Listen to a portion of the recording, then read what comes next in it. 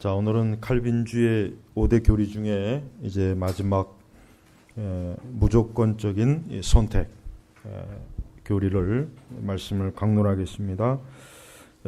이 무조건적인 선택 교리는 이 개혁주의 심장이라고 그렇게 부릅니다. 개혁주의 심장. 칼빈주의 5대 교리 중에 이 무조건적인 선택 교리가 사실은 어떻게 보면 가장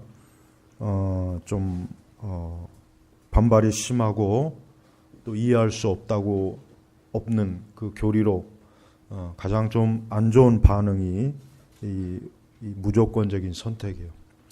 오늘은 이제 선택에 대해서만 말씀을 증거하고 다음 주에는 유기, 하나님의 버리심에 대해서 또 좀 말씀을 강론하겠습니다. 우리는 이 교리가 교회에서 선포되고 가르쳐지지 않는 것이 얼마나 큰 재앙인 줄 알아야 돼요. 여러분, 20세기의 건축이 고층 빌딩이 세워질 수 있었던 그 이유가 뭔지 아십니까? 그 이유가 뭐냐면 두 가지. 하나는 철근과 콘크리트예요.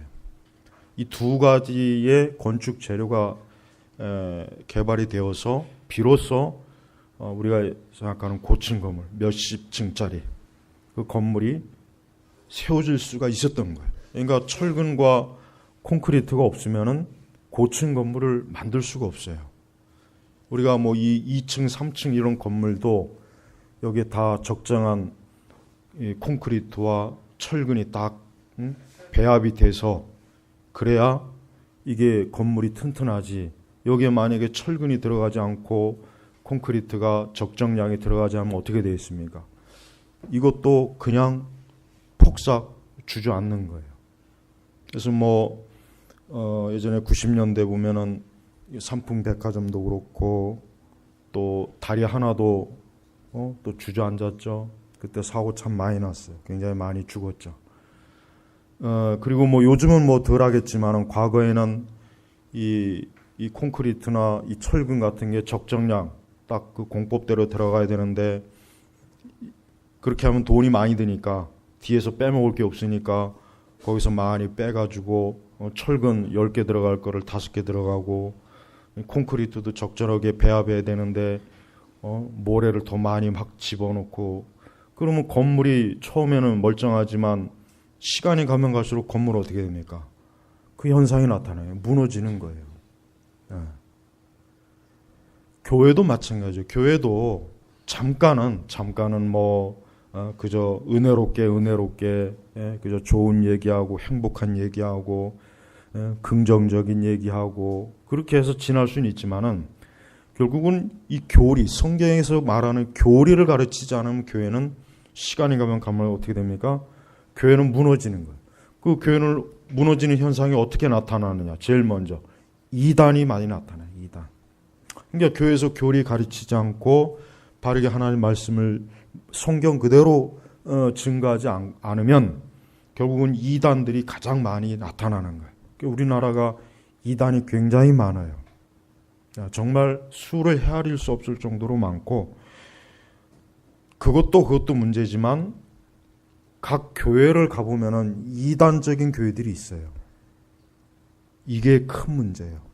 즉 무슨 크게 신천지나 통일교나 여호와의 증인이나 이런 이단들은 규모가 크잖아요. 그런데 그것도 문제지만 그러나 개교회들을 돌아보면은 아주 비성경적인 그러한 교회들이 상당히 많습니다.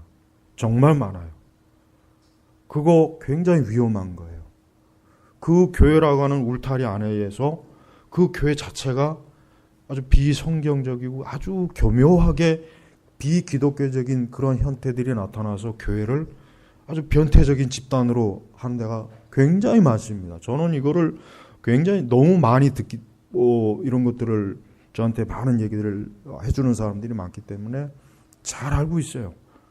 우리는 이 교회라고 하는 것은 그저 성경책 있고 찬송가 있고 이렇게 예배 형태가 있고 그런다고 해서 교회가 아니에요. 그 교회가 정말 성경을 가르치느냐 안 가르치느냐 그리고 그 성경대로 교회가 유지되느냐 유지되지 않느냐 그리고 그 하나님 말씀대로 그 교회가, 그 교회에 있는 모든 구성원들이, 목회자를 비롯해서 우리 성도들이 다 하나님의 성령의 열매를 맺으면서 거룩한 인격적으로 성화가 되느냐, 이걸 봐야 되는 거예요. 이게 중요한 거지, 표면적인 형식적인 것만 가지고 교회라고 할 수는 없어요. 그러기에는 그렇게 교회가 그렇게 간단한 게 아닙니다. 그래서 우리는 교회라고 하는 것이 정말 중요해요. 그저 겉으로 보기에 별 문제 없겠지 하지만 막상 교회 안으로 파고 들어가면, 막상 들어가 보면은 뭔가 모르게 교회가 이상해. 잘못된 가르침, 교묘한 가르침, 뭔가 가르침이 이상해. 그리고 그 교회 안에 아주 이해할 수 없는 고유한 특정 목회 방식, 이해할 수 없는 그런 것들이 꽤 많이 있단 말이에요. 그러니까 그걸 조심해야 돼요. 그 가장 큰 원인은 뭐냐? 목회자한테 있는 거예요. 목회자가 사이코면 교회도 사이코가 되는 거예요. 성도들도 그대로 따라갑니다. 처음엔 안 그럴 것 같지만 시간이 지나면 같이 닮아가는 거예요. 닮아가는 거예요. 그래서 조심해야 돼요. 그러니까 목회자는 바르게 배우고 바르게 가르치고 정신 상태가 온전해야 돼요. 정서가 똑바르야 된단 말이에요. 그렇지 않으면은 잘못 그 영향이 결국은 그대로 그 영혼들에게 그대로 가는 거예요. 그래서 하여튼 저는 우리 교회가 가장 정상적인 교회로 가는 걸, 정상적인 교회, 모든 면에서 정상적이어야 돼요. 아주 그게 제일 제가 신경을 쓰는 거예요. 제일 신경 쓰는 게 그거예요. 교회가 뭔가 모르게 이상해. 뭔가 이상한 교묘한 알 수 없는 뭔가 음흉하고 뭔가 어둡고 뭔가 모르게 변태적이고 사이코 같고 뭔가 모르게 이 교회가 이 오켈트 같은 그런 교회 같아. 그런 교회들이 있어요. 난 그런 교회들 알고 있어요. 알고 있단 말이에요. 난 그런 교회들을 알고 있어요. 근데 문제는 그 안에 있는 사람들은 그걸 몰라요. 자기들은 자기들 안에 있는 걸 모르거든. 그래서 우리는 조심해야 돼요. 그러니까 그런 것들을 우리가 방지하려면 제일 먼저 하나님의 말씀, 교리를 철저하게 성경적으로. 그래서 우리가 웨스터민스터 대소요리 문답을 배우고 하이델베르크 교리 문답을 배우고 거기에 바탕을 둔 기독교 세계관을 꼭 우리가 알아야 될 이유는, 우리가 자칫하면은 이 신앙이라고 하는 것은 한순간 삐끗하면은 신앙은 이건 마귀적이 돼버리는 거예요. 그래서 조심해야 되는 거예요. 조심해야 되는 거예요. 그래서 여러분, 어떤 일이 있어도 교회는 이 성경의 교리를 철저하게 바르게, 또 이 교리는 절대 교리가 그냥 단순히 관념적이라는 생각을 하시면 안 됩니다. 지금은 실용주의적인 세계잖아요. 뭐든지 쓸모가 없으면 다 갖다 버린단 말이에요. 쓸모가 없으면 다 갖다 버려요. 그러니까 교리도 이게 무슨 쓸모가 있느냐? 무슨 칼빈주의 교리를 그걸 왜 가르치느냐? 그런 거 굳이 알아봐야 그게 어디다 써먹겠느냐? 그냥 삼박자 축복이나 가르치고 오중 축복이나 가르치고 긍정의 힘이나 가르치고 목적이 이끄는 삶이나 가르치고 그런 것들 그냥 잡다하게서 하면 되는 거지 무슨 교리냐? 이게 교리를 무용론. 그러니까 분별력이 없는 거예요, 교회가. 교회가 분별력이 없어갖고 신자들도 무엇이 옳고 그른지를 구분을 못해요. 구분을 못하는 거예요. 그러니까 그런 상태가 아까 뭐라는 거예요. 무너진 현상에 드러나는 그 현상인 거예요. 이거는 또 개인적으로도 역시 마찬가지예요. 우리 개인적으로도 신앙이 자꾸 혼란스럽고 체계가 안 잡히고 대체 교회를 다녔는데 뭐가 뭔지 모르고 있고 성경은 뭘 가르치는 게 핵심이고 우리 기독교 신앙의 핵심이 중심이 뭔지 모르고 교회를 그렇게 오래 다녀도 뭐가 뭔지 여전히 모르는 거야. 그냥 막연히 하나님 잘 믿어야지, 잘 믿어야지. 늘 이런 차원으로만 머무르면 교회는 그건 교회가 아니에요. 실제로 우리는 교회가 아닌 곳이면서 교회라고 교회 간판을 걸고 있는 교회들이, 위장된 교회들이 상당히 많습니다. 그냥 많은 게 아니라 제가 볼 때는 거의 90%가 넘어요. 90%가 넘어요. 우리는 이런 현상을 심각하게 여겨야 돼요. 그래서 여러분 절대로 교리를 소홀하게 여기면 안 됩니다. 그래서 제가 이제 주일 오후에 오전에 했다가 이제 오후로 시간을 바꿨지만은 계속해서 앞으로 기독교의 모든 교리, 조직신학에서 나오는 모든 교리들을 하나하나 주제로 다 할 거예요. 그래서 이런 것들을 알고서 신앙생활을 해야 이게 기독교 신앙이고 이게 교회란 말이에요. 그런 거 없이 일반적인 교회 다 아실 거예요. 일반적인 교회는 그냥 하나의 인간적인 모임은 될 수 있을지언정 그러나 거기에 과연 하나님의 진리가 정말 있을까? 거기에 과연 정말 우리에게 생명을 주는 복음이 있을까? 거기에 과연 지금같이 이렇게 모든 면에서 혼란하고 분별력이 없어서 무너지는 시대에 우리가 과연 살아갈 수 있을까? 이게 참 어려운 문제란 말이에요. 그래서 오늘 이제 5번째 무조건적인 선택. 자, 여러분 자력 구원은 없는 거예요. 인간은 자기 스스로 자기를 구원할 수가 없어요. 아무리 노력해도 안 됩니다. 그 어떤 공로를 쌓아도 안 됩니다. 또 나 아닌 누군가 다른 사람을 의탁해서 내가 구원을 받을 수 있는 것도 아닙니다. 오직 인간은 예수 그리스도를 통해서만 구원을 얻는 것이에요. 그분을 통해서만 하나님께로 나아갈 수 있고 그분을 통해서만 우리의 죄가 씻어지는 것이고 우리는 그리스도를 통해서만 우리는 어때요? 우리의 모든 원죄와 자범죄에서 해방되는 거예요. 참된 하나님의 자녀가 되는 거예요. 우리는 그리스도 외에 다른 그 어떤 누구도 우리의 중보자가 될 수 없어요. 우리 사택 앞에 성당 있는 거 여러분 잘 아시죠? 저는 항상 그 성당을 이렇게 지나다 보면 바로 뭐 사택 앞에 있으니까 그 천주교 신자들이 항상 그 마리아상 앞에 교회 그 성당 입구 들어갈 때 마리아상 앞에다 한번 고개 숙이고 나갈 때도 고개 숙이고 난 그런 걸 보면서 도대체가 왜 도대체 마리아에게 저렇게 저들을 숭배하고 또 요 며칠 지난 주간 몇 주 동안은 마리아를 중심에 두고 자기들끼리 모여서 또 마리아를 숭배하는 그러한 또 자기들만의 방식의 그 신앙 집회를 또 하더라고요. 마리아를 중심으로 해가지고 거기는 교회가 아니란 말이에요. 근데 왜 한국 교회는 거기를 교회라고 여전히 인식하고 왜 WCC 대회 같은 그런 천주교와 같이 연합운동하는 그 일을 왜 하냐 이거죠. 이건 말이 안 되고 상식적으로 안 되는 짓을 하고 있음에도 불구하고 이런 것들에 대해서 많은 신자들이 우리 교회를 개신교를 다니는 신자들이 분별을 못해요. 그러면 우리가 하긴 뭐 요즘은 뭐 이젠 그리스도 중심적 신앙이 거의 사라져 버려가지고 이제는 뭐 기독교의 진보 그룹들은 이제 불교에도 구원이 있다고 그러지 뭐 만인 구원론을 외치지 뭐 이 지경이 됐으니 뭐 천주교는 어떻게 보면 양반일 수도 있어요. 어떻게 보면 그 정도까지는. 근데 여러분 우리는 어떤 신앙이든지 하나님께서 정해놓은 기준을 거기에 맞춰야지 사람이 정해놓은 기준은 그건 아무리 좋게 보여도 그래서 잠언에도 그랬죠. 사람의 보기에는 옳은 것 같아도 필경 그건 뭐예요? 사망이래 했잖아요. 사람 보기엔 다 올라요. 사람들 보기엔 별 문제 없지만 하나님 보실 때는 거기는 사망의 길인 거예요. 그래요.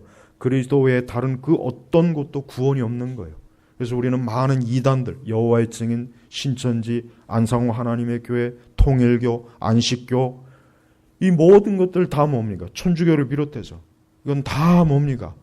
그리스도를 등진, 그리스도와 관계없는 이건 저주받은 사단의 종교이지 그건 기독교가 아니에요. 그래서 우리는 어떤 일이 있어도 거기와 연합운동을 하면 안 되고 거기에 손을 잡으면 안 되는 것이에요. 자, 오늘은 구원에 대해서 말씀드리겠습니다. 무엇보다도 구원은 하나님의 절대적인 선택입니다. 자, 4절에 보니까 우리를 그리스도 안에서 택하셨으며 그러죠. 택하셨으며 선택이요. 왜 사람들이 구원의 선택에 대해서 그렇게 반발하는지 나는 이해할 수가 없어요. 여러분, 구원의 주권은 누구에게 있습니까? 하나님에게 있는 거예요. 누가 구원합니까? 하나님이 구원하시는 거예요. 그러니까 우리는 하나님께서 구원하고자 하는 자를 하나님이 마음대로 구원하는 데에 대해서 왜 인간이 거기에 더 반발합니까? 인간이 자기가 자기를 구원할 수 있다면 다 구원해야 되겠죠. 그래요. 다 구원해 주고 싶고 다 구원할 수가 있을 거예요. 그러나 구원은 하나님이 하시는 거예요. 그래서 여기서도 분명히 하나님께서 우리를 그리스도 안에서 택한 거예요. 그리스도 안에 택했다 그래요. 이 택이라고 하는 건 뭡니까? 모든 것을 다 감사하는 걸 택했다고 그러질 않아요. 몇몇 중에 몇몇 가운데 하나를 골랐을 때 그걸 우리는 택했다고 그러는 거예요. 상식적으로. 그렇죠? 뭐를 택했다. 내가 뭘 뽑았다. 많은 것 중에 그 하나를 뽑은 거예요.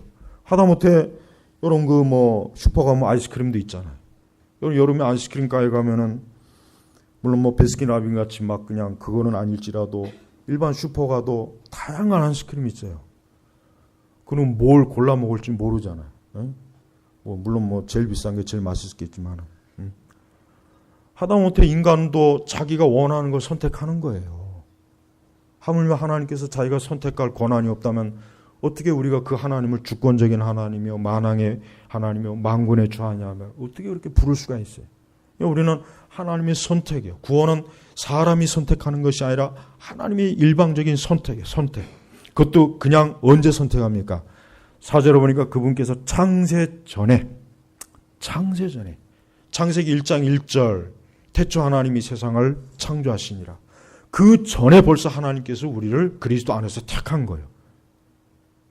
이게 참 이해할 수는 없어요. 도대체 세상이 창조되기 전에 난 그때 없었잖아. 맞아요. 없었어요. 그러나 하나님의 계획 속엔 우리는 있었던 거예요. 하나님의 영원전의 그 계획 속에서는 우리가 있었던 거예요. 그래서 너를 내가 이 세상을 창조하고 난 이후에 내가 너를 택하겠다. 근데 여기서도 조심할 것은 하나님께서 어떤 우리가 하나님을 믿을 것을 보고 우리가 선한 사람, 착한 사람, 좋은 사람이 될 것을 보고 우리를 선택한 것이 아니라 그 전에 무조건 선택한 거예요. 그래서 여러분 그리스도 안으로 들어온 사람들 중에는 흉악자도 있어요. 아주 악한 죄를 저지른 사람도 있어요. 사기꾼도 있습니다. 가늠한 자도 있고 도적들도 있고 살인자도 있고 악한 자들이 많아요. 그런데 그가 어느 날 갑자기 예수 그리스도를 믿어서 하나님의 자녀가 되어서 이제는 거룩한 사람으로 그는 거듭나고 그는 이제 평생을 하나님의 자녀로 복되게 사는 거예요. 자, 그걸 어떻게 우리가 설명할 수 있겠습니까? 어떻게 악에 깊이 빠져 있다가 어느 날 갑자기 예수님을 믿는데 근데 왜 누구는 평생토록 예수님 안 믿고 계속 악으로 가다가 그대로 끝나는 경우는 그럼 왜 그러겠어요? 하나님이 선택하신 거예요. 하나님의 선택은 일방적인 거예요. 우리를 미리 보고 거기에서 선택한 것이 아니에요. 그냥 선택한 거예요. 하나님께서는 예지하시는 분이기 때문에 모든 걸 다 아시지만서도 우리의 어떤 선행이나 공로나 의에 의해서 내가 너를 보니까 예수님 잘 믿을 것 같구나. 야, 너를 보니까 하나님을 잘 믿을 것 같이 생겼다. 보니까 착하고 마음도 착하고 좋은 일을 하는 걸 보니까 내가 너를 구원해 주겠다. 그게 아닙니다. 흉악하고 사악하고 파렴치한데 하나님께서 그를 선택해서 건져내신 거예요. 바로 그 뜻이에요. 창세전에 우리로 사랑 안에서 그분 앞에 거룩하고 흠이 없게 하시려고. 그래서 우리의 구원은 우리의 공로나 우리의 능력이나 나의 자랑이나 나의 선택이 아니라 오직 하나님의 선택이라는 것을 우리가 알아야 됩니다. 자, 우리는 창세기에서 보면은 에서하고 야곱을 보십시오. 왜 하나님께서는 야곱은 사랑하고 에서는 미워했겠습니까? 하나님께서 왜 야곱을 사랑했을까요? 야곱이 정말 예쁜 짓 해서요? 아니요. 야곱은 정말 못된 사람이에요. 야곱은 정말 사기꾼. 정말 야곱은 인간적으로 볼 때 결코 가까이 하고 싶지 않은 사람이에요. 그런데 하나님께서 야곱을 사랑했어요. 왜 사랑했냐라는 이유가 없어요. 그 창세기 기록에 하나님 내가 왜 야곱을 사랑했냐? 그 이유가 없어요. 에서를 왜 미워했느냐? 역시 거기도 이유가 없어요. 그냥 무조건 하나님께서 야곱은 사랑하고 에서는 미워한 거예요. 그게 뭡니까? 하나님의 선택이에요. 우리가 볼 때는 오히려 에서를 선택하고 야곱을 하나님께서 택하지 않았으면 좋았을 거예요. 근데 하나님께서는 그 사기꾼, 교활한 거짓말장이 입만 열면 거짓말하는 꼭 누구처럼 그 사람을 선택하고 에서는 오히려 버린 거예요. 자, 이게 뭡니까? 이게 하나님의 선택이에요. 그러니까 우리는 우리 자신의 구원에 대해서 우리 스스로 자랑하면 안 돼요. 우리의 공로나 내 노력이나 내 선행이나 내가 무언가를 잘했기 때문에 하나님 나를 구원했겠구나. 아닙니다. 오히려 뭡니까? 우리는 구원받을 만한 아무런 조건이 없어요. 이유가 없어요. 구원받을 만한 요소가 하나도 없는 거예요. 우리도 역시 죄 가운데 있는 거예요. 머리부터 발끝까지 죄로 더럽혀지고 더럽고 추합니다. 볼 게 아무것도 없어요. 더럽고 지저분해요. 그런 나를 건지신 거예요. 그런 나를 건지셔서 하나님의 자녀로 세우신 거예요. 그래서 우리는 하나님께서 나를 건지신 것은 바로 뭡니까? 창세전에 하나님께서 우리를 사랑하셨어요. 그리고 우리를 사랑하셔서 우리를 거룩하고 흠이 없게 우리를 그리스도 안에 택했다. 이게 여러분 가장 중요한 것입니다. 그러니까 여러분, 인간의 구원은 하나님의 선택이 먼저예요. 내가 하나님을 선택한 것이 아니라 하나님이 나를 먼저 선택했기 때문에 내가 예수님을 믿게 된 것이지 내가 예수님을 선택한 게 아니에요. 그래서 성경 전체에서는 하나님의 주권이 어떤 식으로, 구원에 있어서 어떤 식으로 드러납니까? 하나님께서 사람을 선택하는 거죠. 내가 너를 구원하리라. 내가 너를 건지리라. 내가 너를 내 백성으로, 내 자녀로 삼으리라. 그래서 하나님께서는 건져내신 거예요. 그런데 하나님께서는 모두를 건진 게 아니죠. 일부는 어때요? 버렸어요. 유기했단 말이에요. 그래서 우리가 웨스터민스터 신앙 고백서 나왔지만은 그 웨스터민스터 신앙 고백서 분명히 나옵니다. 하나님께서는 창세전에 누군가는 구원하시고 누군가는 버리셨다. 유기했다. 거기 명백하게 거기에 나옵니다. 이게 바로 장로교 교리고 이것이 바로 성경의 교리예요. 이게 성경의 교리예요. 이것이 부지런히 교회에서 가르쳐 줘야 돼요. 그래서 우리는 우리의 구원이 내 능력이나 나의 탁월함에 의해서가 아니라 하나님께서 만세전부터 나를 일방적으로 사랑해 주신 거예요. 그래서 우리는 그것을 뭐라고 합니까? 그걸 은혜라고 그러는 거예요. 은혜. 거저 주시는 거예요. 은사라고 할 수도 있고 은혜라고 할 수도 있고 보통 우리는 은혜라고 그래요. 특별한 은혜예요. 모든 사람에게만 다 주는 게 아니라 오직 몇몇 사람에게만 주는 거예요. 몇몇 사람에게만. 여러분, 우리가 민족적으로도 그래요. 우리가 만약에 저 이슬람권에 태어났거나 아니면 저 일본에 태어났다면 우리가 예수님 믿겠습니까? 아마 믿을 확률적으로 얘기하면 거의 없을 거예요. 그러니까 우리가 이 땅에 태어나서 우리가 예수님 믿게 된 것도 이것도 감사해요. 우리가 만약에 저 인도에 가서 태어났어 봐요. 저 태국이나 스리랑카에서 태어났어 봐요. 저 방글라데시에 가서 태어났어 봐요. 저 사우디나 저 이란이나 이라크에 태어났어 봐요. 거의 다 아마 예수님 믿는 것이잖아. 우리도 역시 우상을 떠받치고 거기서 아마 절절거릴 거예요. 자, 우리는 하나님께서 우리를 구원하시는 우리를 이곳에서 이 나라에 태어나셔갖고 이곳에서 우리를 건지신 것 자체가 이것도 하나님의 은혜예요. 만약에 선교사들이 들어오기 전에 우리가 이 땅에 태어나서 복음도 듣지 못하고 죽었으면 어떻게 되겠어요? 그냥 지옥 가는 거예요. 복음이 들어오기 전에, 밝은 빛이 들어오기 전에 우리가 태어나서 살고 죽었다면 어떻게 되겠어요? 지옥 가는 겁니다. 절대 여러분, 우리 조상들은 어땠을까요? 그런 질문 많이 해요. 그럼 복음이 들어오기 전에 우리 조상들은 어떻게 되겠습니까? 간단합니다. 다 지옥 가는 거예요. 아니, 그래도 그렇게 다 보내면 됩니까? 그래요. 아니, 그걸 왜 나한테 얘기해? 그걸. 우리는 간단하게 생각해요. 우리는 자꾸 이상하게 생각해요. 우리는 믿음으로 구원받고 우리는 하나님의 선택이라 하면서도 복음이 들어오기 전에 우리 조상들은 어떻게 됩니까? 그것도 똑같은 거예요. 아니, 그럼 지금 보십시오. 우리 대한민국이 5천만이 다 믿습니까? 복음이 이렇게 전파되고 교회가 많은데도 누군가는, 더 안 믿는 사람이 더 많잖아요. 그럼 그건 어떻게 설명할 거예요? 그 사람들이 예수님 안 믿어서 멸망하는 거예요. 똑같아요. 복음이 들어오기 이전에 우리 조상들 역시 똑같습니다. 하나님의 어떤 특별한 다른 기준이 없어요. 성경에는 다른 기준이 없습니다. 예수님 외에는, 예수 그리스도를 믿음으로 구원받는 외에 다른 기준이 성경에 없단 말이에요. 근데 자꾸 교묘한 다른 일부 신학자들이라든가 말도 안 되는 엉터리 같은 사람들이 우리 조상들은 그 선행에 의해서 특별한 하나님의 어떤 은총에서 구원받을 것이다. 성경에 그런 말씀이 어디 있으며? 그러면 그때는 되고 왜 지금은 안 돼요?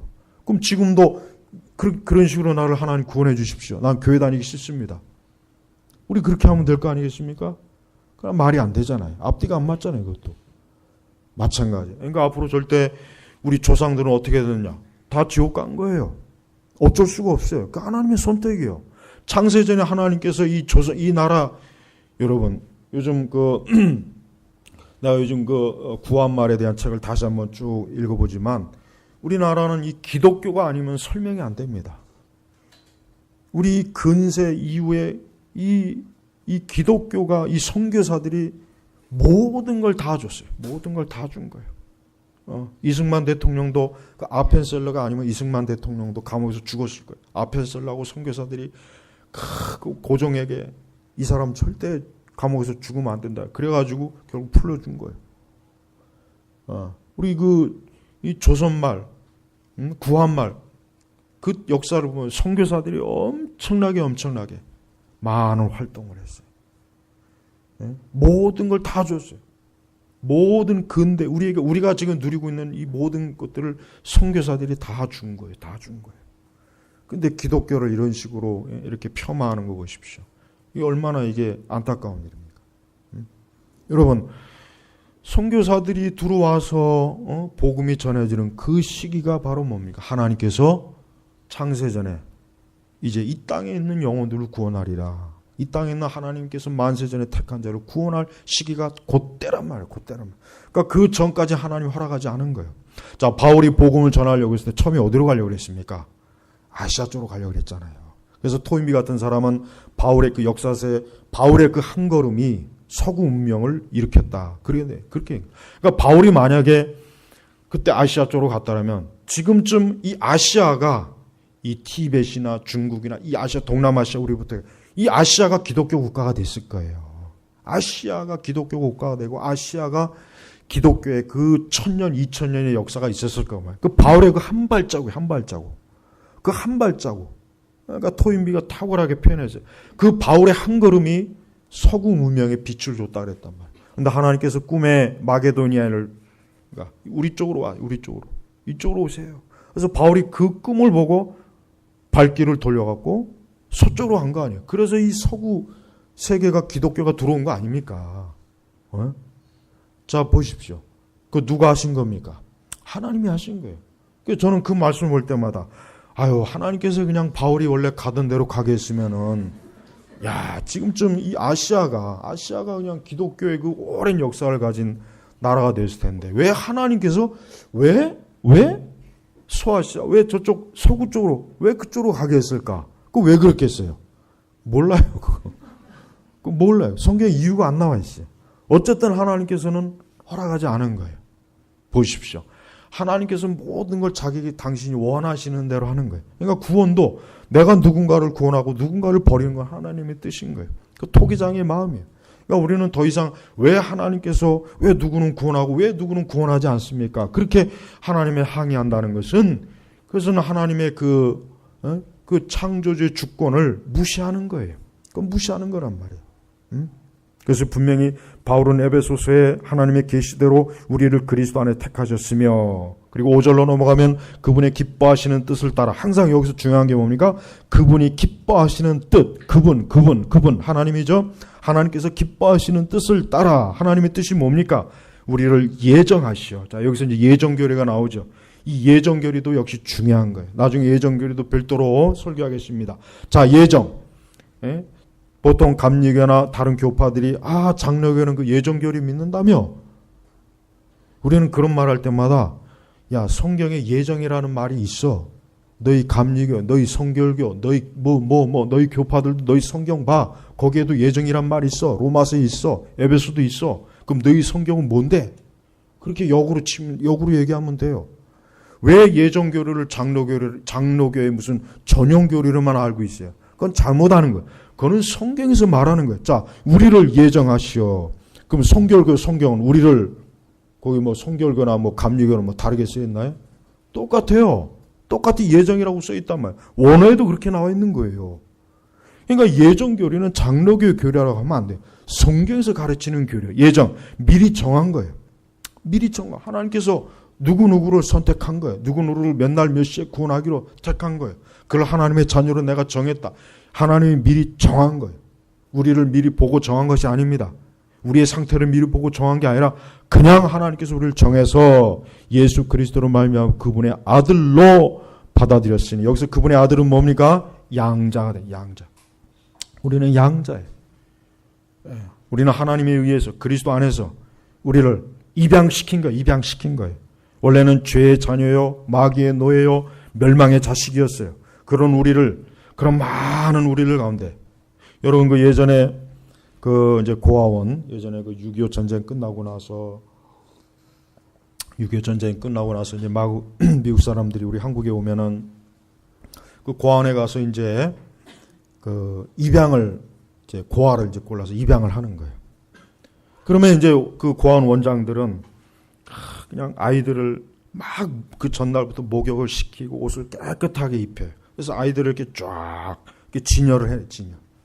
진열이라고 해야 되나 뭐라고 해야 되나 전시라고 해야 되나.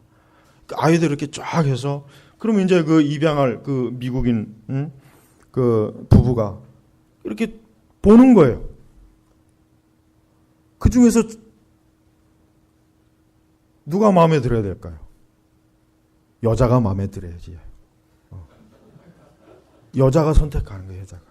아, 이 아이 너무 예쁘다. 이 아이 너무 예쁘다. 이 아이 너무 예쁘다. 그래서 그 아이를 해가지고 그 아이는 이제 어디로 가는 거예요? 이제는 양부모 집에 가서 생활하는 거예요. 그럼 많은 아이들이 그걸 보고서 아, 왜 나를 선택하지 않았을까? 왜 나를 선택하지 않았을까? 그 아이들이 그런데요. 아이들이. 그런 일들이 여러 번 계속 있는 거예요. 그래가지고 그럴 때마다 이제 아무래도 좀 더 예쁘고 좀 이렇게 똑똑하게 생긴 아이들이 아무래도 더 선택할 일이 높겠죠. 사람이 선택하는 거니까. 그러나 하나님은 그게 아니에요. 그게 아닙니다. 하나님 우리가 예뻐서 네가 잘나서 똑똑해서 그게 아니에요. 그냥 선택하는 거야. 그냥 선택하는 거야. 야, 선택이에요. 선택. 하나님의 일반적인 선택. 예정. 딱 내가 너를 정했다. 내가 너를 구원할 것을 딱 정했다. 그래서 우리가 하나님 믿는 것이지 우리의 스스로가 나는 오늘부터 이제 하나님 믿을 것이야. 난 이제부터 오늘부터 예수님 믿을 거야. 그런 사람도 이미 벌써 하나님께서 그를 선택하시고 예정하셨기 때문에 그럴 수 있는 것이에요. 그러니까 우리 안에 있는 믿음은 누가 주는 겁니까? 하나님이 주시는 거예요. 하나님이 턱하고 예정한 자에게 하나님이 미리 믿음을 주셔서 그가 하나님 믿게 한 거예요. 그래서 돌이켜보면 내가 예수를 믿은 것 같았는데 더 신앙생활하고 더 삶을 살다 보니까 하나님께서 나를 먼저 선택하셨구나. 나를 하나님이 찾아주셨구나. 나를 하나님이 찍어 놓으셨구나. 내가 뭘 한 것도 없고 내가 예수님 믿겠다고 무슨 계획을 세운 것도 아닌데 하나님께서 나를 선택하셨구나. 이 선택과 예정은 너무나 이것은 우리의 신앙에 깊이 들어오는 것입니다. 그래서 여러분 우리는 값없이 주시는 구원의 은혜를 오직 하나님께서 우리를 기뻐하셔서 주었다는 것을 우리가 알고 우리는 그 사실에 대해서 감사해야 되는 거예요. 그래서 구원은 전적으로 하나님의 은혜입니다. 구원은 전적으로 하나님의 은혜예요. 그러나 반대로 파멸은 전적으로 죄 때문이에요. 어떤 누구도 지옥에 있는 어떤 누구도 하나님이 나를 선택하지 않고 그래서 내가 지옥에 왔다고 할 수 있는 죄인은 단 한 사람도 없어요. 누구나 다 자기 죄 때문에 내가 지옥에 왔습니다라고 고백할 수밖에 없는 거예요. 그래서 우리는 하나님께서 나를 건지신 게 이건 정말 은혜 중에 최고의 은혜예요. 놀라운 은혜. 그래서 존 뉴턴이 너무나 감사해가지고 어때요? 나 같은 죄인 살리신. 근데 그 원문 가사는 그보다 더 길어요. 그걸 찾아서 읽어보세요. 얼마나 구구절절히 존 뉴턴이 하나님께서 나를 선택한 건 너무 놀라운 일이라 정말 이로 말로 다 할 수 없다고 거기에 다 나와 있어요. 우리가 그 405장의 그 가사는 너무 짧고 너무 많이 막 이렇게 각색이 돼버려 별 감동이 없지만은 실제 원문의 그 시를 보면은 굉장히 뉴턴이 이로 말로 다 할 수 없는 그 감사의 그 고백이 거기에 줄줄이 나와 있습니다. 그래요. 그렇습니다. 존 뉴턴도 보십시오. 그 노예 상인에다가 악독, 그냥 착한 노예 상인이 아니에요. 지독스럽게 악독했어요. 노예들을 괴롭히고 노예들에게 악한 짓도 하고 그걸 삶의 재미로 인생의 낙으로 삼던 사람을 하나님께서 그를 복음으로 건지신 거예요. 그러니까 존 뉴턴 스스로가 어때요? 어떻게 하나님께서 나 같은 사람을 건지실까? 그래서 어메이징 그레이스라 해요. 놀라운 은혜. 존 뉴턴의 서간집도 꼭 읽어보세요. 존 뉴턴이 얼마나 하나님의 은혜를 깊이 깨달았는가. 그게 진짜 하나님의 은혜를 깨달은 거예요. 그러니까 우리 자신이 하나님께서 우리를 건지시지 않았으면 그대로 뒀으면 어떻게 됩니까? 우리도 역시 계속 지옥의 길로 가는 거예요. 그래서 우리는 저 바깥에 하나님 믿지 않는 서술을 볼 때 한편 이렇게 생각해야 돼요. 하나님께서 택하지 않아서 저러는구나. 내가 저보다 더 나아서가 아니에요. 내가 저보다 더 경건해서가 아니에요. 내가 저들보다 무슨 더 똑똑하고 지혜로서가 아니에요. 만약에 하나님께서 나를 선택하지 않았으면 내가 저 자리에 있고 저 사람이 이곳에 있을 텐데 하나님께서 어떤 이유고 나는 모르지만 하나님이 나를 선택해서 내가 이 생명의 자리에 있고 저 사람은 멸망의 자리에 있구나. 그렇게 여겨야 되는 거예요. 그래서 우리는 겸손해야 되는 겁니다. 우리는 우리의 구원에 대해서 자랑하면 안 돼요. 겸손해야 돼요. 나도 지옥의 자식이 될 수 있었는데 하나님께서 이렇게 창세전에 예정하셔서 나를 건지셨구나. 그래서 놀라운 거예요. 그래서 놀라운 거예요. 그래서 우리는 우리 스스로 구원에 대해서 자랑하지 말고 오직 하나님의 은혜. 6절에 보니까 이는 그분이 사랑하시는 아들 안에서 우리에게 거기 뭐라 그랬습니까? 거저 주시는, 이 거저 주시는 것을 다른 말로 표현하면 뭐라 그럴까요? 은혜. 예? 여기 우리 은혜라는 이름이 있죠. 그래서 여러분, 이 은혜라고 하는 게 바로 거저 주는 거예요. 거저. 그냥 주는 거예요. 아무 대가를 받지 않는 거예요. 이런 데 비해서 로마 가톨릭은 사사건건 로마 가톨릭은 모든 걸 대가를 받고 해죠. 미사도 돈 없으면 뒷미사 못 드립니다. 하여튼 로마 천주교가 헌금 뜯어내는 방식은 더 악랄해요. 자꾸 개신교 뭐 헌금 뜯는다고 하는데 천만에요. 천주교가 헌금 뜯는 거 보면 완전히 마피아예요. 마피아. 이것들은 완전히 진짜 아주 이탈리아식의 그 딱 거절할 수 없는 제안을 해서 돈을 뜯어내는 게 마피아식이거든요. 똑같아. 로마 천주교가 운영하는 방식 보면은 전형적인 이탈리아 마피아식입니다. 진짜 그래요. 그래서 거절할 수가 없어요. 죽은 자를 위해서 그거를 연옥에서 빨리 건지려면 빨리 친척들이 돈 모아가지고 미사해야 되는 거예요. 그 죽은 자를 위한 기도와 미사를 통해서 건져내야 돼요. 빨리 연옥에서. 돈 없으면 못합니다. 뭐 사제가 마음 좋아서 그냥 해줄 것 같아요. 천만에요. 못합니다. 그렇게. 교회법으로 그렇게 못하게 돼버렸어요.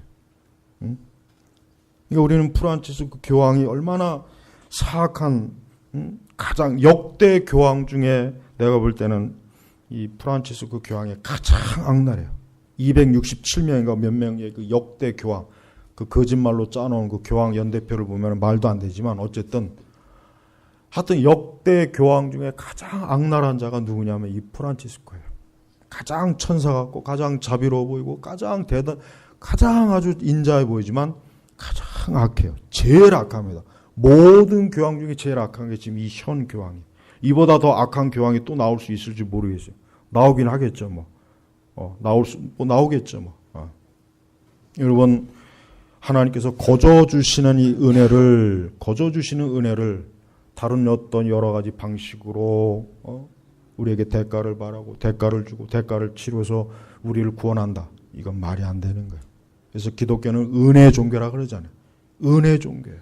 하나님께서 거저 우리에게 주시는 거예요. 만세 전부터 나를 선택한 거예요. 나를 선택해서 하나님께서 너를 구원하리라. 내가 거저 줄 것이야.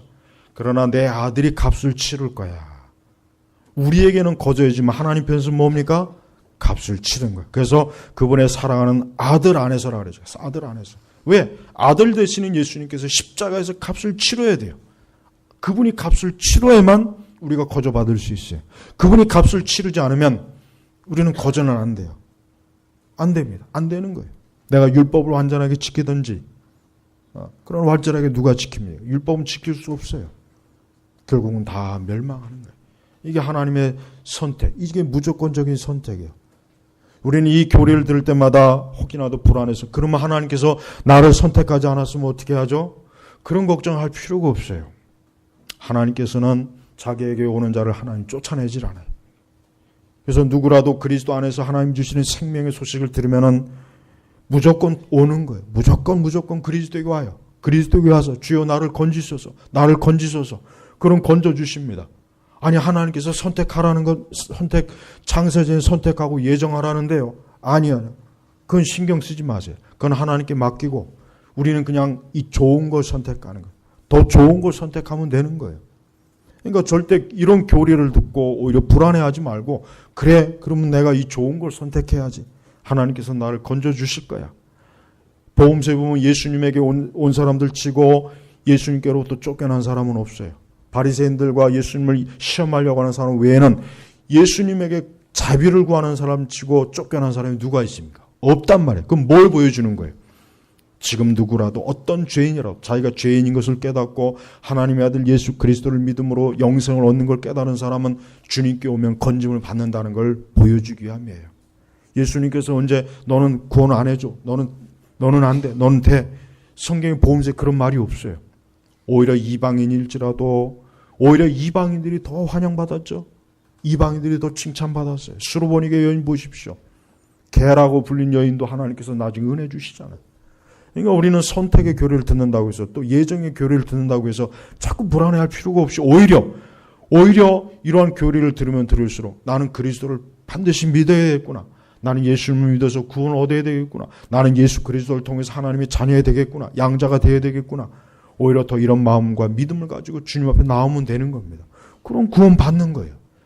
이렇게 당연한 구원, 이렇게 하나님께서 활짝 열어주는 구원의 문을 사람들은 선택하지 않아요. 왜? 자기 죄로 자기 스스로가 멸망의 길을 자꾸 선택하는 거예요. 그래서 여러분 우리는 지금도 이러한 복음이 풍성하게 전해져야 됩니다. 이러한 복음이 모든 사람에게 전해져야 돼요. 우리는 이 선택의 교리를 통해서 특별히 이미 구원받고 거듭나고 중생한 사람은 이제 나는 하나님의 택하신 자녀이기 때문에 그는 이제 이 현세와 내세 그는 하나님의 손에서 하나님의 도우심과 하나님이 주시는 복을 받고 삽니다. 아무것도 염려하고 근심할 게 없어요. 우리가 염려와 근심거리가 있을 때마다 이 말씀을 보세요. 창세전에 나를 택하고 나를 예정하신 분이 그러면은 나를 하나님께서 멸망의 길로 내치시겠는가? 날 하나님께서 버리시겠는가? 날 하나님께서 이제는 못 본 척 하시겠는가? 나를 소홀히 여기 계시는가? 그렇지 않아요. 그리스도를 통해서 나를 택했고 예정했는데 어떻게 하나님께서 우리를 버립니까? 그러니까 우리는 어떠한 일을 만나도 두려워하지 마요. 하나님이 다 해결해줘요. 하나님이 다 처리해줘요. 하나님 우리의 모든 염려와 근심을 다 짊어지는 거예요. 그게 하나님이 택해요. 하나님이 끝까지 책임져 주겠다는 거예요. 이 얘기는. 하나님이 택했다는 것은 하나님께서 끝까지 책임져 주겠다는 겁니다. 우리의 구원부터 시작해서 현세와 내세 내가 너의 모든 걸 책임져 줄 테니까 걱정하지 말아라. 이제부터는 걱정하지 말아라. 너는 두려워할 필요가 없다. 이제는 그리스도 안에서 너는 내 것이다. 내 것이다. 내 소유이기 때문에 너는 이제 아무것도 염려할 필요 없다. 그러니까 우리 성도들은 오히려 이러한 교리를 통해서 우리의 현세, 우리가 이 현세에 살아가는데 모든 두려움이나 염려나 장래의 그 모든 것들을 하나님 앞에 맡기세요. 존 파이퍼의 장래의 은혜라는 책이 있어요. 그 책 정말 좋습니다. 좀 두껍긴 한데 그 책 탁월해요. 존 파이퍼의 책 중에 제일 읽을 만한 책은 그 책이에요. 그 책. 장래의 은혜. 하나님께서는 우리에게 장래에 필요한 은혜를 다 주셨단 말이에요. 근데 자꾸 성도들은 불안해요. 내일 어떻게 하지? 내일 어떻게 하지? 내년에 어떻게 하지? 5년 후에 어떻게 하지? 10년 후에 어떻게 하지? 하나님께서는 이미 장래의 은혜를 다 예비해 놓으셨는데 아니 영원한 천국까지도 예비해 놨는데 이 땅에서 그 몇십 년, 그 몇 년 그거 하나님께서 못하게 갖고 우리를 곤란하겠습니까? 걱정하지 말라는 거예요. 그 장래 은혜는 바로 그 내용이에요. 그 책 꼭 읽어보세요. 진짜 좋습니다.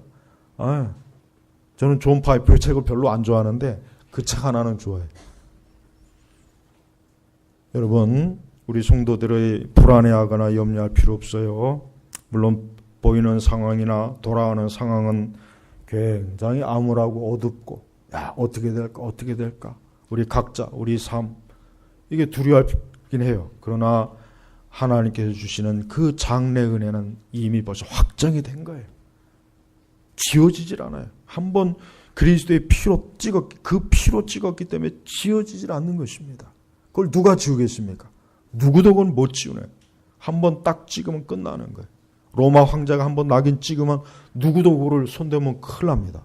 하물며 만왕의 왕 되신 주님께서 내가 너를 택했고 내가 너를 도울 것이고 내와 함께 할 것인데 뭘 두려워하고 염려하느냐. 우리는 현세와 내세 그 어떤 것도 두려워할 필요가 없어요. 우리 모든 일에 하나님께서 때에 맞는 은혜를 다 예배해 놓으셨기 때문에 오히려 기뻐하고 감사하고 모든 일에 하나님의 선하심을 찬송하는 게 우리가 해야 될 길이에요. 오늘 이 무조건적인 선택 다음에 또 칼빈주 5대 교리는 제가 또 설교할 거예요. 왜냐하면 이 교리는 너무 깊고 좋은 교리이기 때문에 우리가 반복해서 또 말씀을 듣고 또 들어야 됩니다. 아무쪼록 여러분은 그리스도 안에서 선택받은 자라는 걸 믿으십시오. 나는 그리스도 안에서 선택받은 자다. 그것도 창세 전에 세상을 만드시기 전에 나를 하나님이 선택하고 나를 예정했으니 이보다 더 안전하고 더 기쁜 게 어디 있는가. 확신과 믿음을 가지시고 여러분의 전생에는 하나님의 택함 속에 있으니까 아무것도 염려하지 말고 그저 기뻐하고 감사하는 은혜의 삶을 드리길 주의 이름으로 축복합니다. 기도하겠습니다. 하나님 아버지 감사합니다. 오늘도 주님의 은혜 가운데서 이 귀한 교리를 배웁니다. 주여 이 교리적 신앙을 우리의 신앙의 가장 밑에 아주 굳건하게 반석으로 세우소서. 어떤 일에도 요동하거나 흔들리지 말고 예수 그리스도를 붙잡는 믿음을 가지고 살도록 우리 교우들을 인도하여 주옵소서. 감사드리며 우리 주 예수님의 이름으로 기도 올렸습니다. 아멘.